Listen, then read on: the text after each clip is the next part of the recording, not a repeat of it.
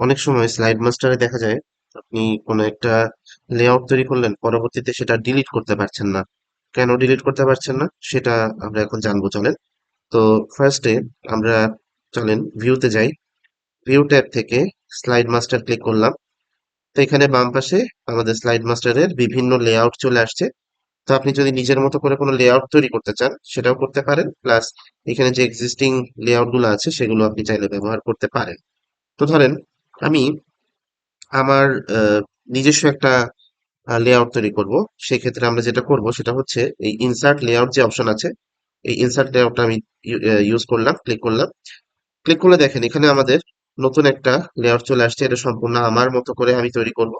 তো এখানে আমি যা যা চাচ্ছি, ধরেন আমি এখানে বেসিকলি শুধু চাচ্ছি এই ইনসার্ট প্লেস হোল্ডারে চলে যাব। এখান থেকে আমি আমার পছন্দ মতো যা যা দরকার সেগুলো আমি আনতে চাই। সো আমি ধরেন একটা টেক্সট নিচ্ছি, এখানে আমি টান দিলাম, তাহলে টেক্সটের একটা অপশন চলে আসলো। আবার আমি স্লাইড মাস্টারে যাচ্ছি, যাওয়ার পরে ইনসার্ট প্লেস হোল্ডার, এখান থেকে আমি ধরেন একটা পিকচার চাচ্ছি, পিকচার নিলাম। এখানে আমি একটা পিকচার অ্যাড করে ফেললাম, ঠিক আছে।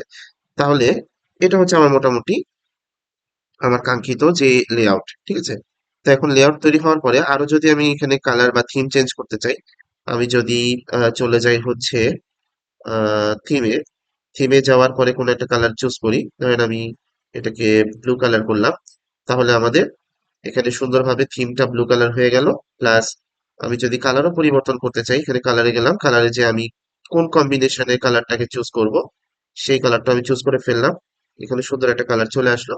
এছাড়াও যদি ফন্টের আমি যদি স্টাইল চেঞ্জ করতে চাই, সেগুলো এখানে পরিবর্তন হবে। তো ওভারঅল ধরেন আমার এই কাজটা মোটামুটি হয়ে গেছে। আমি ফুটারও চাই না, ফুটারটাকে আমি ইনঅ্যাক্টিভ করে দিলাম। দেওয়ার পরে কাজ হয়ে যাওয়ার পরে এবার আমি যে কাজটা করব সেটা হচ্ছে স্লাইড মাস্টারে যেয়ে আমি ক্লোজ করে দিব। ক্লোজ করে দেওয়ার পরে এখন আমি যদি ডিলিট করে দিই কোনো অসুবিধা নেই। আমি জাস্ট এই নিউ স্লাইডে যাব। যাওয়ার পরে আমার মাত্র যে টাইটেল, আমি যে স্লাইডটা তৈরি করলাম সেটা কোথায়, সেটা হচ্ছে আমি যদি দেখি, এই যে দেখেন কাস্টম লেআউট নামে কিন্তু চলে আসছে। আমি যদি এই কাস্টম লেআউটে ক্লিক করি তাহলে কিন্তু আমরা আমাদের রেডি যেই মাত্র যে আমরা স্লাইডটা তৈরি করেছি লেআউটের জন্য, সেই লেআউটটা কিন্তু চলে আসছে। আপনি চাইলে এটার নামকরণও পরিবর্তন করতে পারেন। এজন্য আবার আপনাকে চলে যেতে হবে ভিউ ট্যাবে। ভিউ ট্যাব থেকে আমরা আবার স্লাইড মাস্টারে যাচ্ছি। স্লাইড মাস্টারে যাওয়ার পরে এই যে আপনাদের যে কাস্টম লেআউট আপনি তৈরি করলেন, সেখানে জাস্ট আপনি রাইট বাটন ক্লিক করে এখানে রিনেম লেআউট করতে পারেন, অথবা এখানেও রিনেম অপশন আছে। রিনেমে ক্লিক করে আমি ধরেন এখানে দিয়ে দিলাম রাফা রাজীব, ঠিক আছে, যাতে আমি মনে রাখতে পারি। এখন যদি আমি ক্লোজ মাস্টার ভিউতে যাই, যাওয়ার পরে এটাকে আমি ডিলিট করে দিচ্ছি, ডিলিট করে দিলাম। এবার আমি যদি নিউ স্লাইডে যাই, এখানে আমি দেখতে পাবো রাফাত রাজীব নামে নতুন যে কাস্টম লেআউট আছে। ক্লিক করলাম, ক্লিক করার পরে ধরেন আমি এখানে কিছু একটা টাইপ করলাম। ওকে, কিছু একটা টাইপ করলাম।